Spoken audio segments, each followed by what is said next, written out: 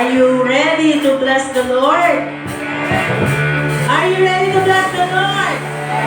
Amen! Palakpakan natin ang Panginoon! Hallelujah! Yes, Lord, we are here to worship you, to praise you, and glorify your name, O God. Hallelujah! Galaw-galaw natin ang ating mga katawan. Ipalakpak ang ating kamay. At umawit tayo lahat. Hallelujah! Okay, sarap magpuri, sumamba sa ating Diyos. Okay, sarap umawi, sumayaw sa ating Diyos. Kapag sabay na itataas ang ating panatigin, sabay-sabay na sisigaw ng Hallelujah!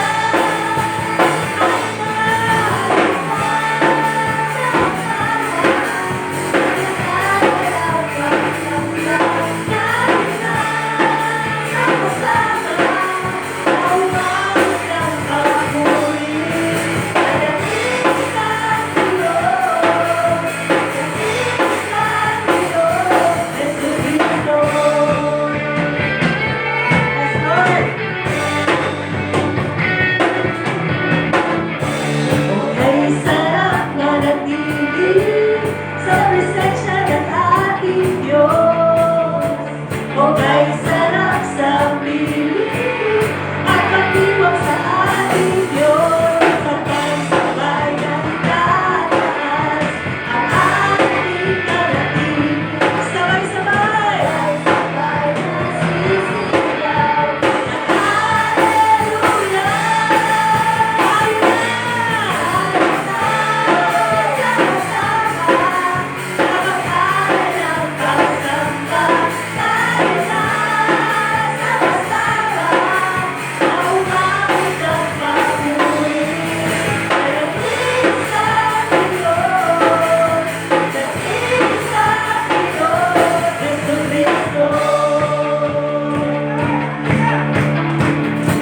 Pumalakpak,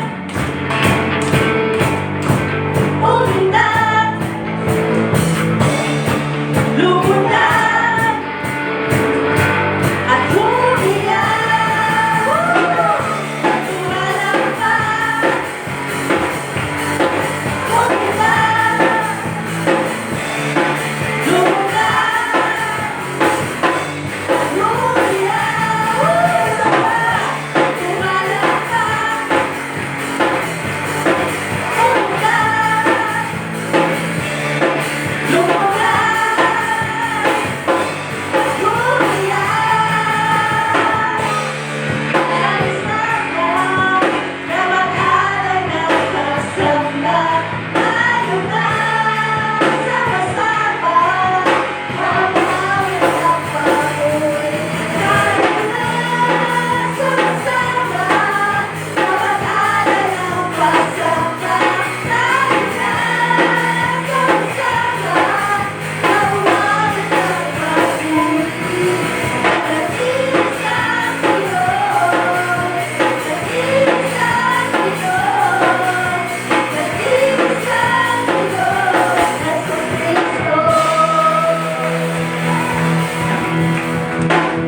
Yes, Lord. Purihin ka, Panginoon.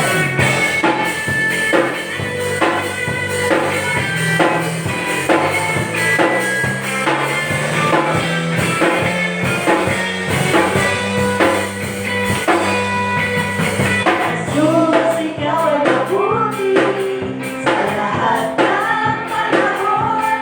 Ikaw ang bago. Sapat na ang tunay, kaya naman ang puso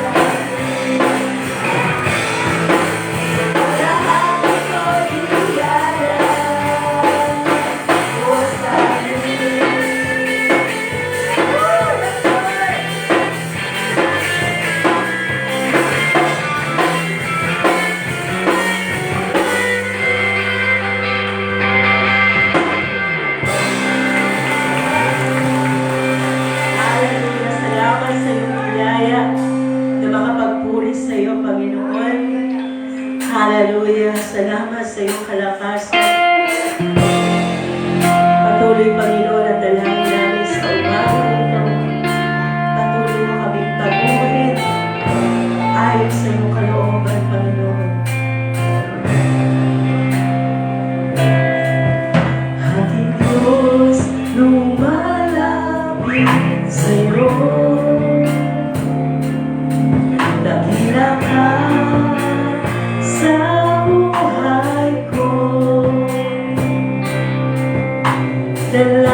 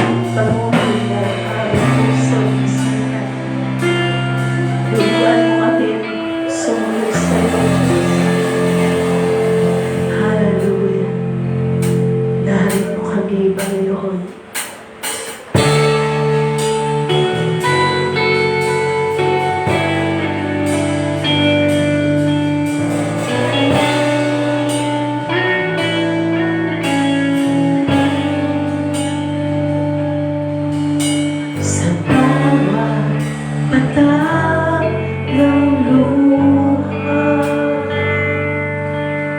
sa aking kahinaan, sa bawat luhod at panalangin. Di mo ako iniwan.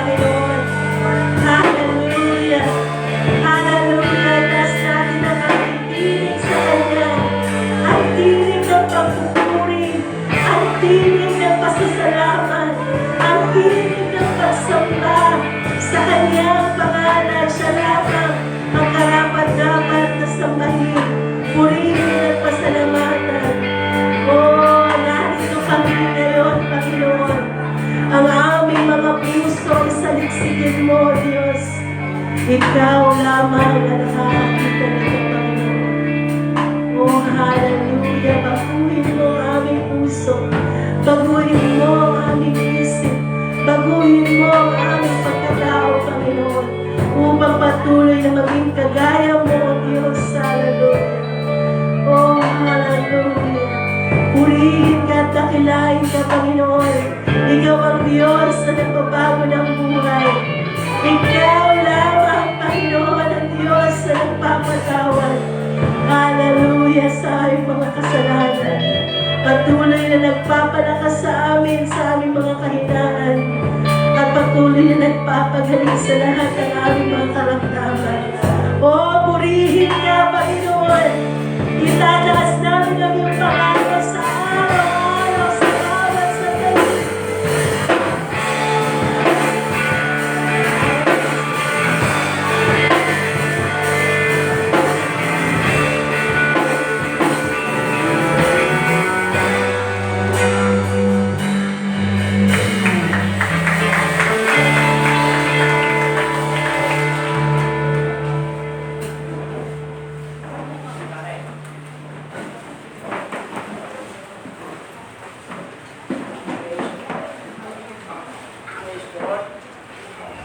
Praise God.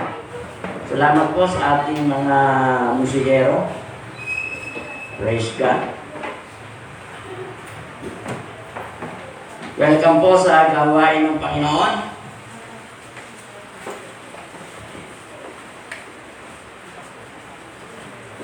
Buksan po natin ang ating mga Bible. Acts chapter 1. Hintayin muna natin mga kapatid natin na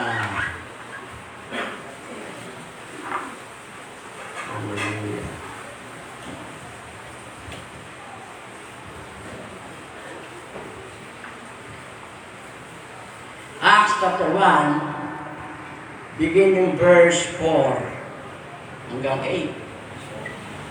Babasahin ko po sa New King James Version. Ito po sinasabi, and being assembled together with them, he commanded them not to depart from Jerusalem, but to wait for the promise of the Father, which he said, you've heard from me, for John truly baptized with water, but you shall be baptized with the Holy Spirit not many days from now. Therefore, when they had come together, they asked him, saying, Lord, will you at this time restore the kingdom of Israel? And he said to them, it is not for you to know the times or season which the Father has put in his own authority. Verse 8, but you shall receive power when the Holy Spirit has come upon you, and you shall be my witnesses to me in Jerusalem, in all Judea, Samaria, and to the end of the earth. Ang Diyos po ang magpapala ng kanyang banal, makapangyarihan sa salita na pag-aaralan po natin sa umagang ito.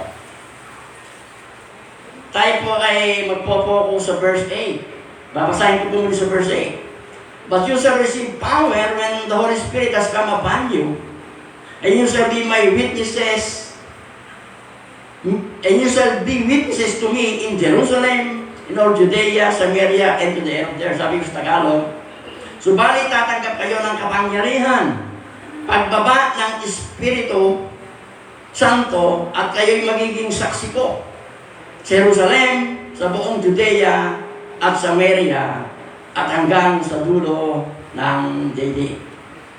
Ang Diyos po magpapala ng kanyang banal, makapangyarihan salita na pag-aaralan po natin sa umaga ito. Tayo po rin manalangin. Lord, maraming salamat.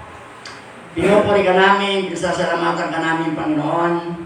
Maraming salamat sapagkat ikaw po ang Diyos na nagmamahal sa amin, Diyos na nagmamalasakit sa amin, Diyos na tumawag sa amin, Panginoon. Maraming salamat sapagkat kami po ay binigyan mo ng kalayaang pag-aralan ng salita mo. Ulit-ulit po namin sinasabi isang pribileyo ng pag-aralan ng salita mo sapagkat ang salita mo po ay buhay, ang salita mo po ay totoo, ang salita mo ay makapangyarihan, ang salita mo po ay nagbabago ng aming mga buhay. Dahil salita mo ang aming pag-aralan, hiniling po namin ang kapangyarihan ng banal mong Espiritu sa manguna sa aming kalagitnaan. Open our spiritual eyes, spiritual mind, and spiritual understanding, pangabos po namin makalawaan at masigawa lahat ng pag-aaralan po namin sa umagang ito. Ang kaaway sa po ay mahigit ng 2,000 taon talunan, anumang hadlang na kanyang gagawin. Ay aking sinasansala, pinapawalang bisa sa pangalan ng I declare it natin Lord in Jesus' name. Dahil pala ng Espiritu, kamunod sa aming kalagitnaan, inakin na po namin ang katagumpayan sa pangalan ni Jesus. Amen, amen. Praise the Lord. Hallelujah. Ang pamagat po ng ating pag-aaralan, siguro po tayo kay very pamilya sa talatang ito, Acts 1:8. Ito po ay sinabi Jesus bago sa umakyat sa langit. So, ang pamagat po ng ating pag-aaralan, Becoming a Mission Acts 1:8 Christian. Becoming a Mission Acts 1:8 Christian. Noong 1800, si Hudson Taylor, o sino po nakakilala kay Hudson Taylor? Noong 1800, si Hudson Taylor po ay tinawag ng Panginoon para magpunta ng China. At siya po ay gumugol ng 51 years as missionary sa China. At siya po ay nagtatag ng mainland China mission. At dahil po sa ministry niya, ay nakapagpadala po siya mula sa ministry ay nakapagpadala po siya ng 800 missionary sa iba't ibang panig ng China. Ang sabi po sa kasaysayan, millions of Chinese ang lumapit at na-convert sa Christianity. Million of Chinese ang na-convert sa Christianity. Dahil po sa isang taong tinawag ng Panginoon. Sa araw ng December, siya po ay sumulat sa kanyang pamilya.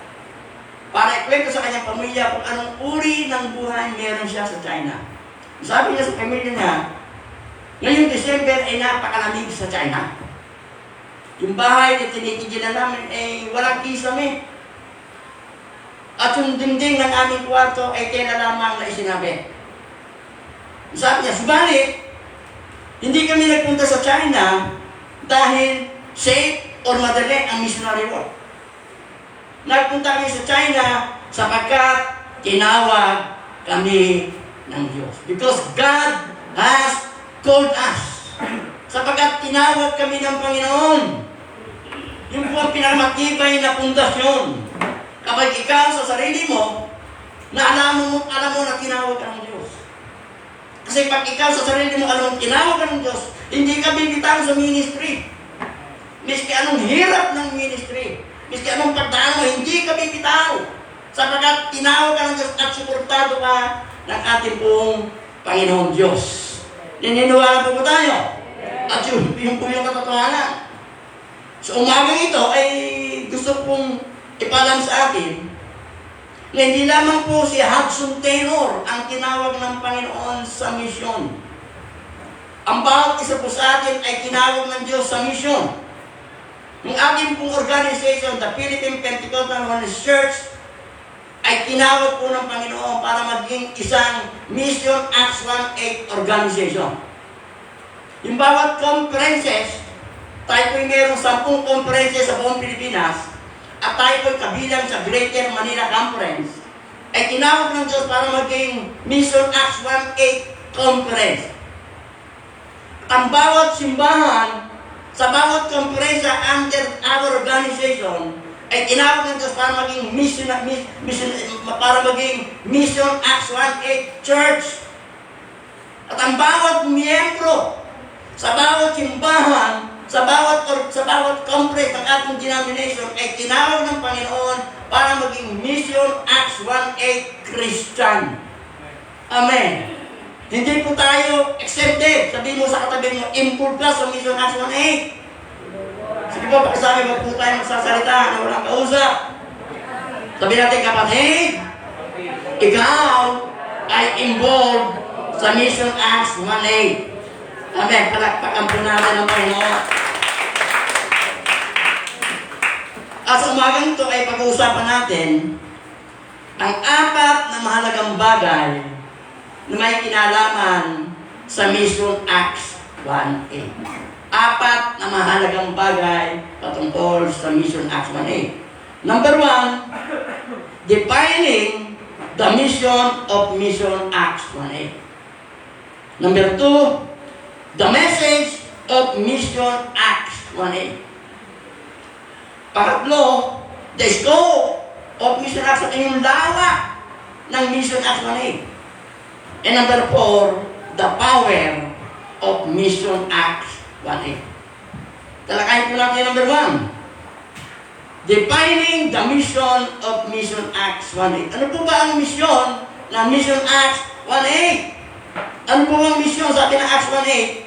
But you shall receive power when the Holy Spirit has come upon you, and you shall be witnesses to me. So yun na po yun. You shall be witnesses to me. So ang mission po ng Mission Acts 1:8, we are to be witness for Christ. Yun po yung mission ng mission ng ang bawat isa po sa atin ay tinawag para maging witness, para maging abatagawag ng witness, para maging saksi, para kay Kristo. Sabi mo sa katabi mo, saksi ka para kay Kristo. Amen. Tayo po tinawag, hindi lamang po para maging isang witness, kundi tinawag tayo para maging effective witness for Christ. Meron po malaking pagkakaiba yung witness at effective witness. Lahat ay pwede mag-witness, pero bibihira yung effective witness for Christ. Tayo tinawag, hindi lamang para maging witness, but to be an effective witness for Christ. Ang tanong pa, paano tayo magiging epektibo na witness kay Kristo? Isa pong paraan para po tayo maging effective witness for Christ is to have a deeper knowledge and understanding of what witness is. Para po tayo maging epektibong witness ni Kristo, kailangan maunawaan po natin ang malalim. At malaman yung malalim, yung kahugan ng witness. What is witness? Ano po ang sabihin ng saksi? There are 3 answers that will help us understand what it means to be a witness for Christ. 3 important facts. Number 1, a witness tells what he knows. Ang saksi ay nagsasabi kung ano ang alam niya. Hindi ka pwedeng maging witness kung hindi mo alam yung sinasabi mo. Ang totoo is, alam niya ang kanyang sinasabi at alam niya na totoo ang kanyang sinasabi. Sa dictionary po, define the word witness as the one who has seen or heard. Yung isang taong nakakita at nakarinig. One who furnishes evidence. Isa sa nagbibigay ng ebidensya. A witness is someone who can say, I know this is true. Ang isang saksi ay yung isang tao magsasabing, alam ko na ito ay totoo. In the court of law, sino po dito yung nakaranas ka ng maging witness sa korte? Tatawagin ka ng judge, tatayo ka sa witness stand, at ikaw po ay magsusumpa. Yung isang kamay mo nakapatong sa whiteboard. Sasabihin, magsasabi ko ba ng katotohanan at pawang katotohanan lamang. Bible, alam nila yung Bible, salita ng Panginoon. Ipapatong mo yung kalawang kamay sa Bible, yung kanang kamay nakataas. Sasabihin sa iyo, ikaw ba ay nangangako na magsasabi ka ng katotohanan, buong katotohanan, at pawang katotohanan lamang. Pag hindi mo alam ang sinasabi mo, malalaman na yan sisinungaling ka. Ako po ay base po sa aking sariling experience sa napakaraming beses. Ako po ay tumayo sa witness stand at ako po ang nasasaktan at ako po ang huling titistigo yung sarili mo eh. I-testify mo yung sarili mo na ikaw ay inosente. Ikaw cross-examine ka, ang mako-cross-examine sa yung prosecutor at yung attorney na kalaban mo. Kapag nagsisinungaling ka, hindi mo alam, nagsisinungaling ka, malalaman nila. Sabi sa akin, sinungaling ka. Hindi ka pwede makalusot. Pag kinross-examine ka. Pag kinross-examine ka kasi, at hindi mo alam ang pangyayari talaga, tatanungin ka ng ganito, sasagot ka niya. Pag ito na may panibagong tanong na naman, parehong tanong pero minsan nagkakaiba sa sagot. Bakit? Hindi mo alam. Wala ka sa pangyayari. A witness then is someone who tells what he knows and only what he knows. Kung ano lang ang alam niya, yon ang sasabihin niya. Paano po natin ito may ugnay sa Acts 1:8? Like the author of Acts, he uses witness sa napakaraming verses sa Bible sa Acts chapter sa book of Acts. Sino po yung author ng Acts? Sino ang author ng Acts? Si Dr. Luke. Si Luke. Napakarami po niyang beses ginamit yung salitang witness sa Acts. Acts chapter 2 verse 32. God raised this Jesus to life, and we are all witnesses of the facts. Muling binuhay ang Diyos ang Kristo na ito, at saksi kami sa mga pangyayari. So, ibig sabihin, ang saksiyan ito. Sabi po ng Acts, chapter 3, verse 15. You killed the author of life, but God raised him from the dead. We are witness of this. Acts chapter 10, verse 40. We are witnesses of everything he did in the country of the Jews and in Jerusalem. Acts chapter 13, verse 31. They are now his witnesses to our people. Acts chapter 22, verse 15. You will be his witness to all people of what you have seen and heard. Pag atin pong sinumatutaan, itong mga talatang ito lang makikita natin. A witness is a person who tells the truth about Jesus. Ang isang saksi, siya yung nagsasabi ng katotohanan patungkol kay Jesus. A witness is a person who tells the truth about Jesus. The disciple testified to the things he knew to be true about Jesus. Yung mga disciple, sila po ay nag-testify ng mga bagay na alam nilang totoo para kay Kristo. Para tayo maging effective witness, kailangan alam po natin yung mga bagay na totoo patungkol kay Kristo. At ang sasabihin natin ay yung totoo. Hindi po natin kinakailangan maging theologian para tayo po maging witness for Christ. Hindi natin kinakailangan gumraduate sa Bible school or a seminary, pero hindi po natin sinasabi kung tayo mag-aral. Ako'y gumraduate sa Bible school. Pero hindi na kinakailangan. Hindi po kasi requirement na para kang maging witness, kinakailangan graduate ka o nag-doctorate ka sa seminary. Hindi na kinakailangan tayo pa ay maging misyonaryo para po mag-witness for Christ.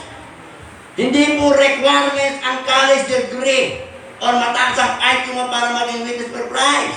Just tell the truth you know about Christ. Basta sabihin mo yung totoong alam mo patungkol kay Kristo. Marami pong effective soul winner na hindi mo nakatapos ng pag-aaral. Marami po. Pero kasi may desire sila.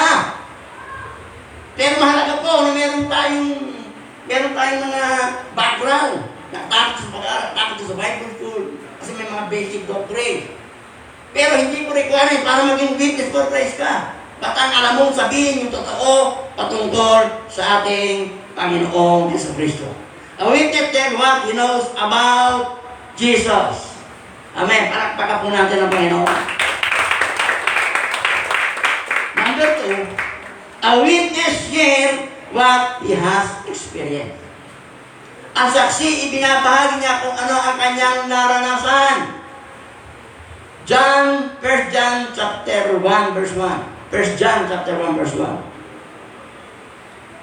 That which was from the beginning, which we have heard, which we have seen with our own eyes, which have looked and our hands have touched, that this we proclaim concerning the word of life. Word of life. Sinasabi po dito ni John, I saw him, I heard him, I walked with him, I touched him. Ibig sabihin, meron siyang personal experience kay Jesus Christ. Sabi po niya, nakita ko siya, narinig ko siya, nakasama ko siya, nahipo ko siya. Meron siyang personal experience with Christ. Amen. 1 John chapter 1 verse 2. The light appeared. Sino pong light? Ang tinutukoy po si Jesus Christ. 1 John chapter 1 verse 2. The light appeared. We have seen it and testify to it, and we proclaim to you the eternal life which was with the Father and has appeared to us. Meron pong tatlong bagay, 3 stages na binanggit si John. Number 1, Christ appeared on earth. Nag-appear si Kristo sa earth more than 2,000 years ago. We experienced Him personally. Yun ang sinasabi niya dito. And we now declare Him to you. Si Kristo ay nag-appear sa mundo. Naranasan namin siya kasi yung pinuprokla namin sa inyo ngayon. Amen. John shared what he has experienced with Christ. Wala po tayong personal experience with Christ. Hindi natin tayo pwedeng maging saksi niya. Wala kang naranasan eh. Ang isang salesman, alam niya na hindi niya kayang ibenta ng epektibo yung produktong hindi niya pinaniniwalaan. Kinakailangan pag ikaw salesman, ikaw mismo naniniwala na mabisa yung binibenta mo. At ikaw mismo, naranasan mo yung binibenta mong mabisa. Kung wala kang hindi mo naranasan, hindi ka naniniwala mabisa yung ibibenta, paano mo ibibenta? Halimbawa, ganito. Halimbawa, nagbebenta ka ng pampatubo ng buhok. Sinabi mo to sa sir, ito pong pampatubo ito, epektibo po ito. Gawin niyo lang po, 3 times a day, umaga, hapon, gabi, magpapahit ko kayo sa bumbulo niyo. Mga 2 linggo lang, sir. 3 tutumbuhan po malalago. Pero ikaw, na salesman ay kalbo. Maniniwala? Siyempre, hindi maniniwala. Nagbebenta ka ng magpatubo, pero ikaw naman ay kalbo. Nagbebenta ka ng pampatangka. Sir, nabisa po ito, sir. 3 times a day, iinumin niyo po 1 kutsara. 1 buwan, lalaki na po kayo. Pagkatapos ikaw naman ay panda. Maniniwala? Hindi po maniniwala. Nagbebenta ka ng pampakinis ng mukha. Pero napakabisa mo nito. 3 times a day, 1 linggo lang kikinis sa mukha mo. Pero ikaw na nagbebenta nun ay baku-baku ang mukha. Maniniwala? Hindi po maniniwala. Di ba? Gusto nga sa itinda ng prutas. Di ba? Pag ikaw ay bibili, anong tanong mo? Ano mabibili ka ng mangga? Anong tanong mo? Matamis ba ito? Di ba? At kung ikaw yung may-ari, kinakailangan, natikman mo yung mangga mo na binibenta. Kasi pag sinabi mong, hindi mo pala natikman yung mangga mong binenta, pag sinabi mong, ay matamis yan, napakatamis. Pwede po bang matikman? Pagtikim ay maasim. Kinakailangan, natikman mo. Kinakailangan, naranasan mo. Amen po ba? Palagpakan po natin ang Panginoon. It's the same way with the gospel. Kapag hindi natin nararanasan si Kristo, personally, hindi po tayo pwedeng maging witness para sa ating Panginoong sa Kristo. Kailangan may personal witness ka. Naranasan mo sa kanyang, naranasan mo na sa buhay mo, naranasan mo yung kapangyarihan niya. Kapag wala kang personal experience, hindi po tayo magiging effective witness for Christ. If we experience Christ personally, pwede tayong magsalita ng mga bagay na ginawa ng Diyos sa ating buhay. Pwede nang nating ibahagi siya kung paano binagay ng Diyos sa ating buhay. Pwede natin sabihin na kung paano tayo ginabayan day by day, kung paano iningatan, kung paano tayo iligtas. Kung ano yung mga bagay na ginawa sa ating buhay araw-araw. Pwede po natin sabihin yan kapag tayo may personal experience kay Christ. Pero kung wala kang personal experience kay Christ, paano natin masasabi na mabuti ang Diyos? Paano natin masasabi na nagpapagaling ang Diyos? Bakit natin na ibabahagi napakabuti ng Diyos? Kasi naranasan mong personal yung mabuti ng Diyos. Bakit natin nasasabi ang Diyos ay nagpapagaling? Sapagkat personal mong naranasan na pinagaling ka ng Panginoon. Para maging effective yung meron kang personal na experience with Christ. Palakpakan po natin ang Panginoon. A witness tells what he knows. A witness shares what he experienced. Number 3, a witness remain loyal to the end. Nananatiling tapat hanggang wakas. Yung pong Greek word ng the word witness comes from the Greek word, yung word witness comes from the Greek word martus or martureo. Dito po natin nakuha yung English word na martyr. Ulitin po natin, yung Greek word ng witness na ginamit sa Acts 1:8 comes from the Greek word martyr or martureo. Kung saan dito po natin nakakuha yung the word martyr. It means being loyal to Jesus no matter the cost, no matter the circumstances, even to the point of death, patay kung patay. Walang susuko. Miski merong pressure, hindi ka titigil sapagkat alam mong tinawag ka ng Panginoon. Loyal hanggang sa katapusan.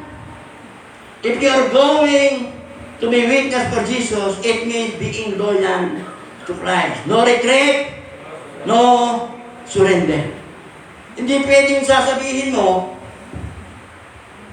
nagdala ako sa iyo, nagdala ako sa iyo ng maleta, punong-puno ng pera. Nakita ko, ikaw talaga ang tumanggap. Tumistigo ka. Nagkaroon ng pressure ngayon, ay hindi pala siya yun. Kamukha lang pala niya. Ay hindi ka pwede, paniniwalaan ka ba? Lahat ng sasabihin mo, hindi na papaniwalaan. Nag-contradict na. Pag sinabi mong nakita mo siya ang gumawa, pangangatawan mo hanggang dulo na siya ang gumawa. Miski anong presyo. Hindi ka babaligtas sapagkat alam mong totoo yung sinasabi mo. Emin po ba? Palakpakan po natin ang Panginoon.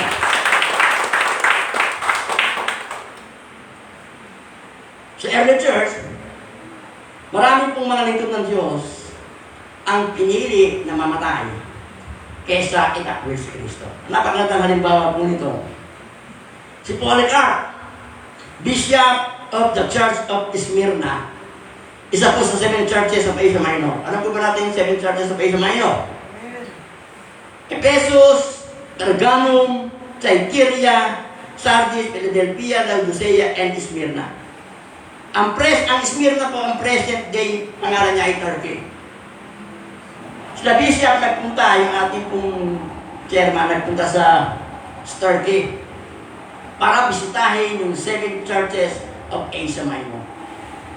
Sabi niya, lalakarin mo, wala pang ang hinahanap nila ay mga building na malalaki. Yung palang 7 churches of Asia Minor, house, church lang. Di ba yung akala kasi natin, mga malalaking building. Yung palang 7 churches of Asia Minor, mga house, church lang. Ang sabi nila, wala na ngayon. Si Polycarp po ay Bishop of Church of Smyrna. Siya po yung personal disciple ni Apostle John. Nung siya po ay nahuli, siya po ay sinintensyahan ng kamatayan. Death sentence. Ang sabi po sa kanya, ng governor, deny Jesus Christ right now, and you will live. Itakwil mo si Kristo ngayon. Papalayain ka namin. Wala kang kaso. Yun ang sabi ko ni Bishop Smyrna. 86 na taon akong naglingkod sa kanya. Wala akong naaalala na ako ay ginawa niya naman. Wala akong naaalala na pinabayaan niya ako. Paano ko itatakwil? Ang Diyos na nagligtas sa akin. Ang Diyos na aking tagapagligtas. Paano ko siya lalapastanganin? So, sa modernong salita, siya po ay sinunog. Siya po ay namatay ng martir. He was burned to death. Sinunog po siya ng buhay. Habang siya po ay sinusunog ng buhay, napansin po ng mga tao na hindi siya nakukonsume. Di ba pag sinunog po, makikita mo maaga. Hindi siya nakukonsume.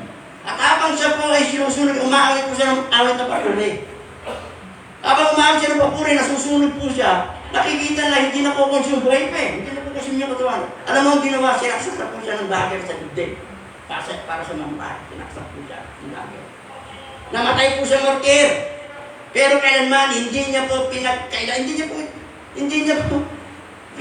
niya dininay. Tayo kaya? Halimbawa, ganun nangyari sa atin.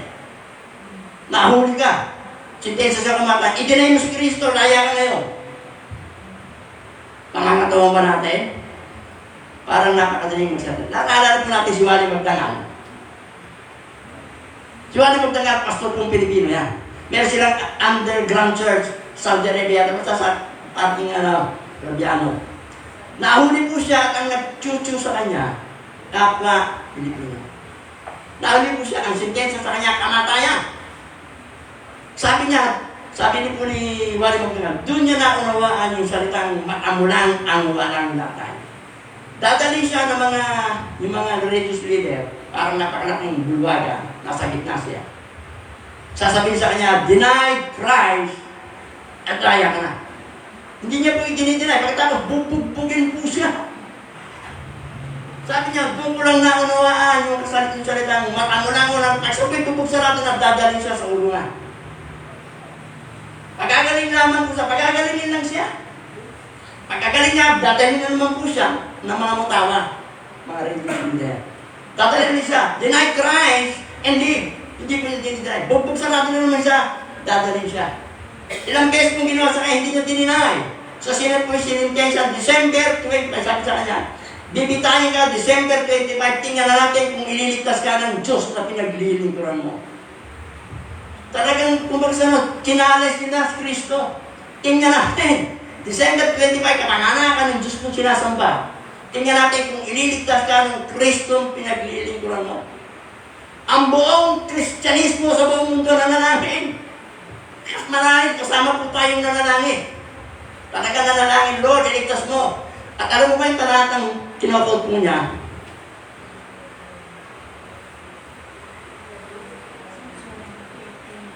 Psalms 118 verse 17. Ito po yung Psalms 118 verse 17. I will not die, but live and will proclaim the Lord has done. Hindi ako mamamatay. Ipoproklamo ko yung mabuting bagay na ginawa sa akin ni Kristo. December 25, bibitayin siya. December, di talagang pagparakot ng para. Ang dami po yung presidente natin, si Fidel Ramos. Nagpunta mismo doon para mamagitan, nireject. Marami pong malalaking tao, mga Christian leader sa buong mundo, ang nagpunta doon para mag-intercede para po hindi bitayin si Wally Magdangal. Pero wala po yung rineject. December 25, nakabantay. Di December 30, maghintay ka na yung oras. Pagsapit ng alas 12, December 25 na. Nakabang Christianity. Biglang balita, buhay at nakalaya si Wally Magdangal. Alam mo ang ginamit? Hindi sikat na tao ang ginamit. Pangkaraniwang tao ang ginamit para mag-intercede na kalaya siya. Bakit siya nakalaya? Ang sabi niya po, pinangatawaran niya yung Psalm 118 verse 17. I will not die, but live and will proclaim what the Lord has done. Nung siya po yung nakalaya, umikot po siya sa buong mundo. Nagpapatuto siya kung paano siya iningatan, iniligtas ng ating pong Panginoon. Amen. Palakpakan po natin ang Panginoon. Ang witness, siya po ay mag-witness, siya po ay loyal to the end, hindi susuko. Hanggang kamatayan, patay, kung patay. A witness tell what he knows. A witness share what he has experienced. A witness remain loyal to the end, even to the point of death. So yun po yung Romans number 1. Ano po yung Romans number 1? Defining the mission of Mission Acts 1:8. Number 2, the message of Mission Acts 1:8. Ano po yung mensahe ng Mission Acts 1:8? Sabi po ng Mission Acts 1:8, sa Acts 1:8, you will be my witness. Sabi po sa King James Version, ang translation sa King James Version, you shall be witness to me. Ikaw ay magiging saksi ko. Amen. Ikaw ay magiging saksi. You will be my witness. That is, we are to tell people about Christ. Jesus is the message of Acts 1:8. Ang mensahe ng Acts 1:8 si Jesus Christ. Sabi po ng ating Panginoon Kristo sa kanyang mga alagad. He told them, this is what is written. The Messiah will suffer and rise from the dead on the third day. And repentance for the forgiveness of sins will be preached into the name of all nations beginning at Jerusalem. 1 Corinthians chapter 15 verse 1 to 4. Ito po yung gospel. Now, brothers and sisters, I want to remind you of the gospel I preached to you, which you received or have taken your stand. By this gospel, you are saved, if you hold firmly to the word I preached to you. Otherwise, you have believed in vain. For what I received, I passed to you as a prize, important, that Christ died for our sin, according to the Scriptures, that He was buried and He was raised on the third day, according to the Scripture. This is the gospel. Ano po yung gospel? The death, the burial, and the resurrection of Christ.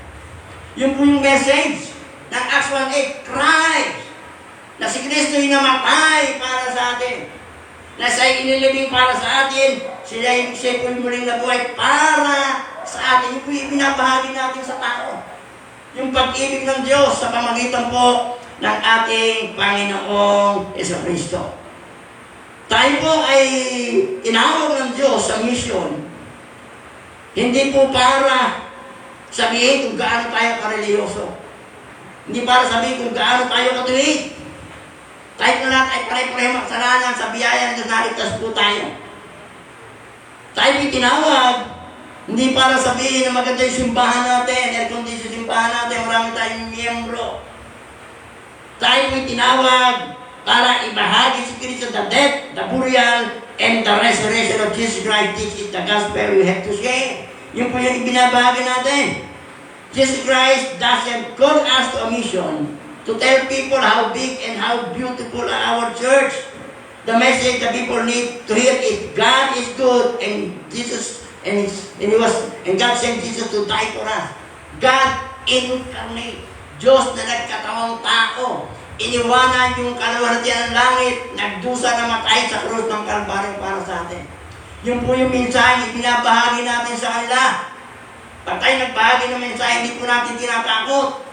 Kundi pinapaliwanag natin yung kung pag-ibig ng Diyos, yung sakripisyo ni Kristo sa krus ng Kalbaryo para maranasan po natin yung kapatawaran ng ating pong mga kasalanan. Palakpakan po natin ang Panginoon. Hallelujah. Ang mensahe, kailangan po ng tao si Kristo. Ito po ang ating mundo. Ito na sa ating bansa. Talaga magulo. Walang pwedeng makapagpigil ng kagulo na yan. Ang kailangan mensahe marinig ng mga senador. Mensahe marinig ng mga representative, yung pong mga district engineer na yan. Mga nasa dunya na walang iba kundi si Kristo. Si Kristo lang magbabago. Yun yung mensahe dapat marinig nila. Hindi mensahe ng mga testigong bulaan. Tayo, na tinawag ng Diyos, ang magbabahagi sa kanila ng katotohanan na ang Pilipinas para magkaroon ng kapayapaan ang kailangan si Kristo. The Philippines is for Christ. Itideklara natin araw-araw, Lord, ang San Pedro para sa iyo, Panginoon. Ang pamilya ko para sa iyo. Ang Pilipinas para sa iyo. We declare, Panginoon, ang Pilipinas sa araw itatayo mo. Ang Pilipinas, tayo po sa prophecy, tayo pong secret weapons ng Panginoon sa mga huling araw. Napakarami pong prophecy sa Pilipinas. Na ang Pilipinas magpapalain at isang araw magiging secret weapon tayo para ipalaganap ang mabuting balita sa buong mundo. Lahat ng nangyayari sa ating bansa, bahagi po ng plano ng Diyos. Hindi po kalooban ng Diyos na magkagulo ang Senado. Hindi kalooban ng Diyos magkagulo yung mga politiko natin. Pero pinahintulutan niya, bahagi na kanyang plano para expose yung katiwalian. Kaya nga lilinisin ng Panginoon ng gobyerno eh. Bakit nahayag yung katiwalian na magugulat ka? Bilyong-bilyon. Mali-maliit ang pera. Samantalang pangkaraniwan ng Pilipino hindi makakain 3 beses ang araw. Bakit ang Panginoon in-expose? Para linisin.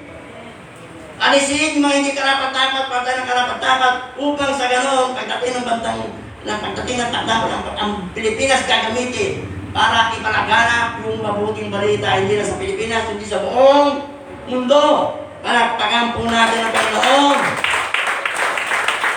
You will be my witness. Ito po yung mensahe ng Mission Acts. Jesus Christ is the message of Mission Acts 1A. Yung babahagi natin, hindi yung buhay natin. Babahagi natin yung buhay na binago ni Kristo. Di ba? Kasi ang unang himala na naranasan po natin, yung pagbabago ng buhay. Walang pwedeng magbago ng buhay ng tao. Ang tao hindi pwedeng baguhin ng bilangguan. Hindi pwedeng baguhin ng rehabilitation. Ikaw, kung meron kang kakilalang drug addict, hindi kayang baguhin ng rehabilitation yan. May barkada po ako dati na mas pasok. Sa rehabilitation, pagpasok ng rehabilitation, paglabas ko 1 buwan, ang tino, hindi nalabas ng bahay. Pagkalipat na 1 buwan, balik sa dating bisyo. Dadalhin ng magulang sa siguro 5 beses palabas-pasok sa rehabilitation. Hindi nagbabago, 1 buwan bago. Pagkatapos ng balik sa dante, sabi ni Kristo, apart from me, you can do nothing. Si Kristo lang. Ako sabi sa akin nun eh, nung nakahuli sa akin, mamamatay ka ng drug addict. Mamamatay ka ng ganyan. Hindi po yung pagkakala ko. Maraming salamat may nagbahagi sa akin. Si Kristo kailangan mo para magbago ang buhay mo. Amen. Wala pong taong hindi kayang baguhin ng Panginoon. Ang kailangan mensahe na walang iba kundi ng ating pong Panginoong Yesu Kristo. Palakpakan po natin ang Panginoon. Number 3, the scope of Mission Acts 1A. Yung lawak sa klaw ng Mission Acts 1A. Sabi po ng Acts 1A, but you will receive power when the Holy Spirit comes on you, and you will be my witnesses in Jerusalem, in all Judea, Samaria, and to the ends of the earth. 4 po yung binanggit. 4 distinct places na binanggit dito sa Acts 1A. Jerusalem, Judea, Samaria, and to the end of the earth. Ganong kalawak ang Acts 1A.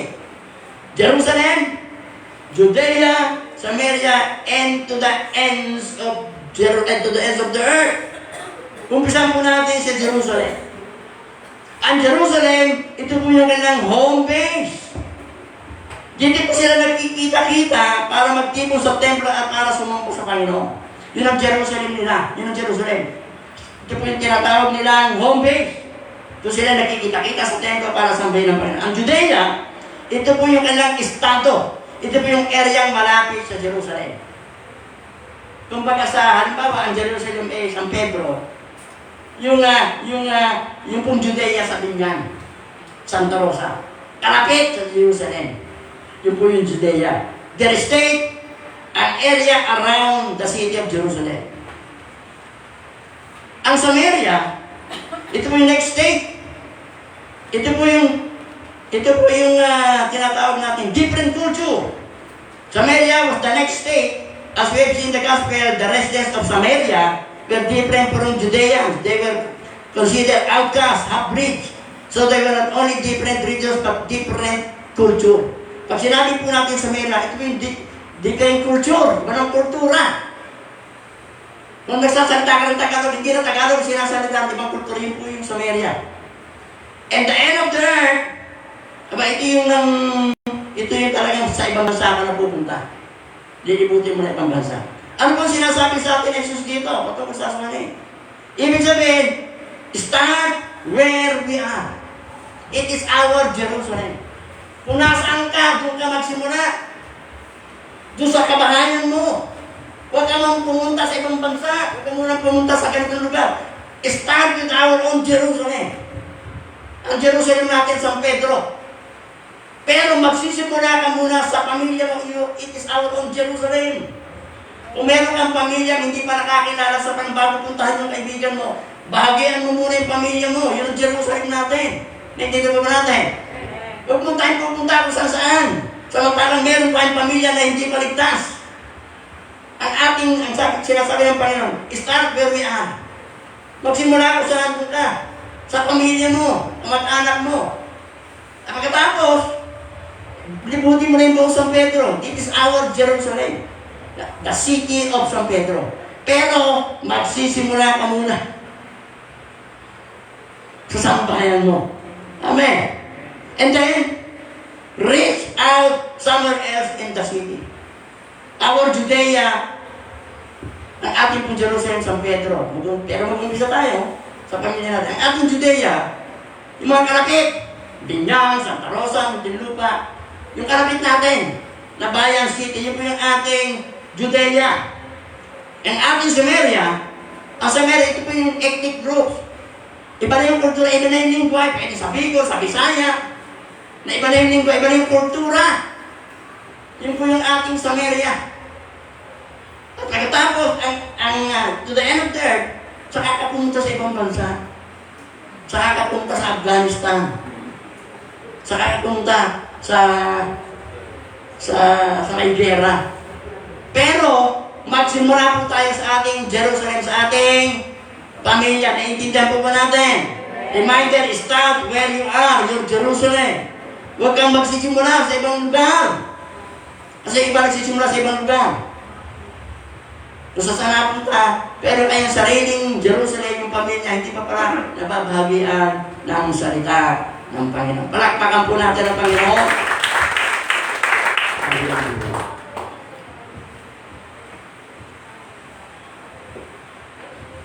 Number 4, panghuli na po. Tutuwa na kayo. The power of Mission Acts 1:8. Ang kapangyarihan ng Mission Acts 1:8, sabi po na Acts 1:8. But you shall receive power when the Holy Ghost comes upon you and you shall be my witness. Ano po yung power ng Mission Acts 1:8?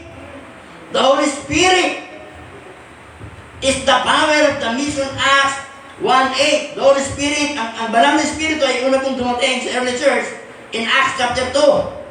Peter, the other disciple, are filled with the Holy Spirit and began to speak in other tongues at sila po yung naging bold witness for Christ. Unang dumating sa Acts chapter 2.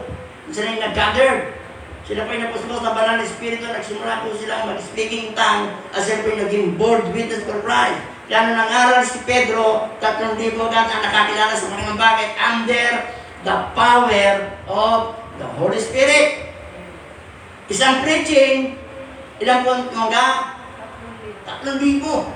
Sumunod na preaching ang tumanggap, 1,000 ang tumatanggap. Isang preaching, 1,000 ang tumatanggap. Ngayon, 1,000 preaching, isa tumatanggap. They are under the power of the Holy Spirit. But the Bible also tells us that now the Holy Spirit comes upon every believer. Nung tayo pinapon again, nagkaroon po ng indwelling of the Holy Spirit. Nanahan yung banal na Espiritu sa atin.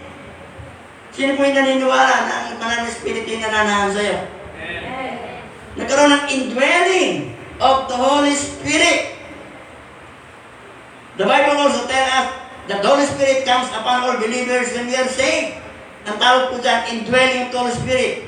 The Greek word of the Holy Spirit is parakletos. Ang ibig sabihin, alongside with us. Ibig sabihin, kasama natin. 1 Corinthians 12:13, for one Spirit, we are all baptized into one body. Sabi ng Ephesians 1:13, having believed, you are sealed with Him with the Holy Spirit as promised. Romans 8:9, if anyone does not have the Spirit of Christ, he does not belong to Christ. Sabi ng 1 Corinthians 3, we are the temple of the Holy Spirit. Every Christian has the Holy Spirit, and the Holy Spirit is the one who is God in us. Andiyan kasama natin kasi may banal na Espiritong nananahan sa atin. Tapos po yung kamay naniniwala, mayroong banal na Espiritong nananahan sa'yo. Sino man naniniwala may masamang Espiritong nananahan sa'yo? Kaya wala na po. Pag nananahan sa ating banal na Espiritu, walang lugar ng masamang Espiritu, hindi niya po kayang i-contain yung power ng Holy Spirit. Amen. Meron banal na Espiritu na nananahan sa atin. At hindi po tayo magiging powerful witness kapag wala pong banal na Espiritu. Amen.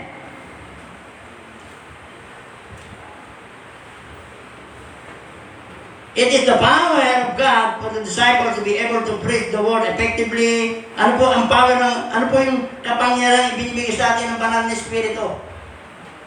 Ano yung power na ibinibigay po ng Holy Spirit?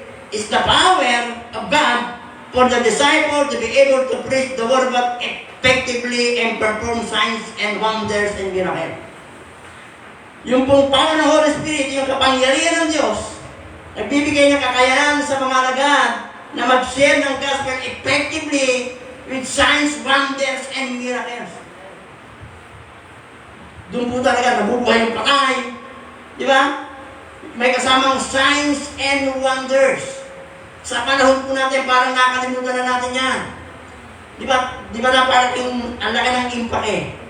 Kaya ito mga nangyayari sa mga hindi Kirista. Pag may nalamang mga yung nagpapagaling, mga mga espiritista, mga pet healer, miski napakalain nila pinupuntahan kasi nagpapagaling. Samantalang sa Bible, asama po yan. Sagip naman ng palataya, signs, wonder, and miracle, hindi lang natin na-exercise the power to preach the gospel effectively and perform signs, wonders, and miracles. It is also the power to speak the word of God with authority. Yung pinibigay ng power of the Holy Spirit. Power to speak the word with authority. Na talagang meron tayong karapatan na magbahagi ng salita ng Diyos. It is the power of God to understand the word of God. Yung pong salita ng Diyos, napakahirap pong maunawaan. Diba? Marami pong mga tao may pinag-aralan. Pag nagbasa ng Bible, hindi nila maintindihan. Hindi katulad po ng... Kasi pag nagbasa po tayo ng libro, halimbawa, libro medicine, literal eh. Madaling unawain. Kasi bakit? Literal. Walang spiritual meaning. Literal. Ang Bible, kung babasahin natin sa ating sariling kalawang, mahirap pong maunawaan. Kinakailangan natin yung kapangyarihan ng banal na Espiritu. Kaya pag nagpapasta tayo ng Bible, nananalangin mo, Lord, banal na Espiritu, pangunahan mo po para maunawaan ko lahat ng babasahin ko sa sarili ko, hindi ko kayang unawain. Wala pong banal at saka yung pong kakayanan na magbahagi ng yung kakapalan ng mukha. Di ba mahirap mag-share sa maraming tao? Kasi mahihain tayo eh. Yung banal na Espiritu nagbibigay ng kapal ng mukha para makapag-share tayo ng gospel doon sa mga tao. Amen. The power to see our sin and repent of it. Meron pong convicting power ng Holy Spirit. Kapag tayo pinagbahagi ng salita ng Diyos, under the power of the Holy Spirit, yung binabahagi natin, nakukonvict kasi meron convicting power ng Holy Spirit. Kapag tayo pinagbahagi ng salita ng Diyos, wala tayong kapangyarihan para pilitin sila na tumanggap sa Panginoon. Trabaho po yan ng banal na Espiritu. At pag tayo pinagbahagi ng salita ng Diyos, huwag natin tatakutin. Pag hindi mo tinanggap sa Kristo, sa impyerno nga pupunta. Huwag natin takutin. Ang binabahagi natin yung pag-ibig ng Diyos. Yung sakripisyo ni Kristo. Kasi pag tinakot mo yan, pag nakita ka, hindi ko nakita ka yan, magtatabuan ka na. Amen. Power to see our sin and repent of it. Di ba may nagbahagi po sa atin? Yung salita po ng Diyos. Bakit po tayo tumanggap sa Panginoon? Kasi hindi po ng banal na Espiritu yung puso natin. Eh tayo nga, matitigas tayo eh. Noong ako'y tumanggap sa Panginoon, August 18, 1989. Ang nagbahagi po sa akin si Dr. Jerry Marte. Nung tinanggap ko po siya, sabog yung umiiyak ako, sabog yung sipong ko, sabog lahat. Yung bang hinipo ng banal na Espiritu at talagang tinanggap ko siya at nung tinanggap siya, nagkaroon ka ng kapayapaan. Wala po tayong power para puwersahin. Hindi natin dapat po puwersahin. Ang trabaho po natin, ibahagi yung salita ng Diyos. The power of the Holy Spirit to open the eyes of the blind spiritually and the heart of the unbeliever. Di ba matatigas po ang puso natin eh. Sarado yung isipin natin sa mga bagay ng spiritual. Pero may nagbahagi sa atin ng salita ng Diyos. Hindi po ng Holy Spirit, binuksan niya ating kaisipan. Nakita natin na makasalanan tayo. Nakita natin na kailangan natin tanggapin si Kristo bilang Panginoon, tagapagligtas ng ating pong mga buhay. Zechariah 4:6, not by might or by power, but by the Holy Spirit, said the Lord of hosts. It is the Holy Spirit that gives us the power, the strength, the boldness, and ability, and confidence to be witness for Christ. We cannot do it on our own. Hindi po natin kaya sa sarili. Mapapagod po tayo. Palakpakan po natin ang Panginoon. Hallelujah. Mission Acts 1:8, hindi po ito suggestion of Christ, it is a command of Christ. And the beautiful thing about the Lord's command is that He always give us power to obey Him. We have the Holy Spirit residing in us. May meron banal na Espiritu nananahan sa atin. Lahat po tayo ay kabahagi. Lahat po tayo tinawag sa misyon. Hindi lamang po ang mga leaders na tumatawag, lahat ng mananampalataya. Tinawag tayo para maging kabahagi ng Mission Acts 1:8. Meron po tayong destinasyon, yung ating Jerusalem, Judea, Samaria, hanggang sa dulo ng daigdig. Pero magsisimula po muna tayo sa ating own Jerusalem. Kung nasaan ka, doon po tayo magsimula. At yung bang kaganakan na hindi mo kayang ipaliwanag, kapag nabahagian mo ng salita ng Diyos, halimbawa yung kaibigan mo, na tumanggap sa Panginoon, hindi mo kayang i-explain yung kaganakan. Hindi ba ano matag dito? Unspeakable joy. Kasi yung kaibigan mo, pupunta ng impyerno. Binahagian mo ng salita ng Panginoon, hindi po ng Holy Spirit ang kanyang po sinanggap si Kristo sa from hell, pupunta sa langit. Yun yung kagala ka, hindi mo kayang ipaliwanag. Totoo po yan. Naranasan po ba natin yan? Isipin mo. Yung mga tao po walang pagkakakalala sa Panginoon, ang destino sa buong na impyerno. Sabi ng Philippians 3:20, our citizenship is in heaven. Tayo po, mamaya na langit nasa lupa. Tayo po tinawag ng Diyos galing sa kadiliman. Sabi ng Biblia, 1 Peter 2:9. We are chosen generation, a royal prince of the holy nation, a peculiar people, that we might proclaim the praises of His God out of darkness into His marvelous light. Tinawag tayo mula sa kadiliman, dinala tayo sa liwanag. Dahil tayo nasa liwanag na, gagamit tayo ng Panginoon upang yung mga nasa kadiliman, maliwanagan. Sino gagamitin tayo? Kasi galing tayo dun eh. Kinuha ka ng Panginoon, halika na dito sa liwanag. May naiwan tao, mga man natin sa buhay. Kaibigan, sa mas trabaho na nasa kadiliman, sino ang gagamitin? Tayo na nakakakilala sa kanila. Mula sa kadiliman, mula sa putik, mula sa buhay na walang direksyon. Kinuha tayo ng Panginoon, inangat, iniligtas, hindi naman po tayo para mapunta sa langit. Iniligtas tayo upang sa una sa lahat, para ipahagi, hindi na po bababa si Kristo.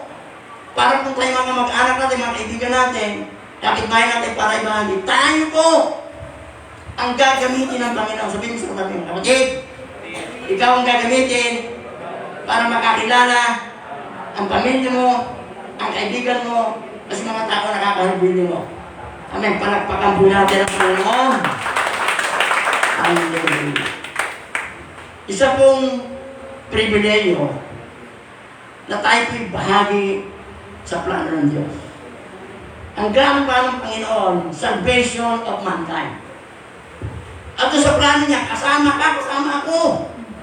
Kasi hindi po matutupad yung plano ng Diyos kung hindi natin gagampanan. Pero ibig ko sabihin, miski wala tayo magaganap. Binigyan ka ng Panginoon ng katungkulan ay bakit kung hindi mo gagampanan, pipili ang Diyos ng iba. Kaya ibig sabihin, wala po tayong pwedeng ipagmalaki sa Panginoon. Lahat po tayo marunong basahan. Isang karangalan, pribilehyo, pinili ka. Mula sa kadili mong kinuha ka, anak, dito ka. Yung mga kaibigan mo, kamag-anak mo, punta mo para sila madala mo sa liwanag.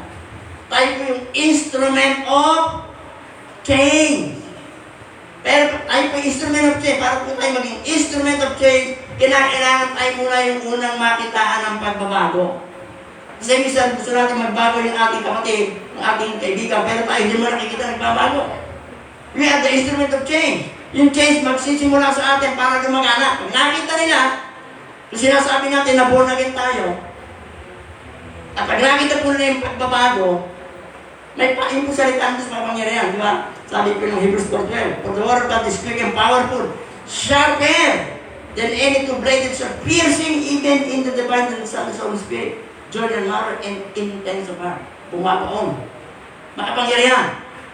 Pero kinakailangan yung nagbabahagi ng mabuting balita, mabuting balita yung buhay mo. Amen. Mabuting balita yung dadalhin mo Kinakailangan buhay mo, mabuting balita sa pamilya mo. Mabuting balita sa kapitbahay, kasi bakit nakita yung pagbabago. Kung nagbabahagi ka ng mabuting balita at yung buhay mo yung masamang balita sa kapitbahay mo, masamang balita sa mga kaibigan mo, tatanggap pa sila? Maniniwala mo sila? Hindi! Di ba? Kung nagbebenta ka ng pampatubo ng buhok, kinakailangan malabo ang buhok mo. Kung nagbebenta ka ng pampakinis ng mukha, kinakailangan makinis ang mukha mo. Kung nagbebenta ka ng pampatangkat, kinakailangan 6-footer ka. Di ba? Kinakailangan naranasan mo. At lahat po tayo naranasan si Kristo. Yung karanasan, hindi lang sinasabi, yung karanasan ipinapakita sa kanyang buhay araw-araw. Sabi ng Panginoon, you shall be my witness, ikaw ay magiging saksi ko. Sino ba ako? Sino ka ba? Sino ba tayo para piliin na maging saksi kita? Halimbawa, pumunta si BBM dito. Namimili. Namimili ako na pwede maging saksi ko. Si Brother Angel, saksi ko yan. Di ba, sa malaking karangalan, pinili ka ng presidente para maging saksi niya. Magpapatunay doon sa mga ginagawa niya. Para magiging spokesman ka ng Pangulo. Di ba? Ang laking, talagang, ganun ka na. Di ba? Pero ang tumawag po sa atin, hindi sa kapitan. Ang tumawag sa atin, hindi ang Pangulo. Ang tumawag sa atin, Diyos ng mga Diyos, Hari ng mga Hari, Panginoon ng mga Panginoon. Dahil tinawag ka, backup po natin ang buong kalangitan at ang kapangyarihan ng Diyos. Ibig sabihin, wala po tayong dapat ikadako. Pinatapakan po natin ang Panginoon. Tayo po lahat ay tumayo. Babasahin ko po, benediction, Numbers chapter 6, verse 20 hanggang 27. Ganyan po natin pagtanggap ng blessing. Ito pong Numbers chapter 6,